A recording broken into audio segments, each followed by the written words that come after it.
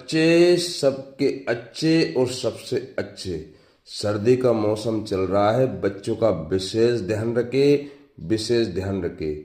जिस किसी बच्चे को, बूढ़े को, जवान को खांसी चल रही है तो एक ही बार में एक ही चम्मच से आराम मिल जाएगा, गारंटी अपनी सीताराम। सुनो, जिस किसी भी खांसी चल रही है, बलगम जमा हुआ है, खकार भी बहुत जमा हुआ है, गंदगी बेहतरीन जम रही, उसके लिए क्या है?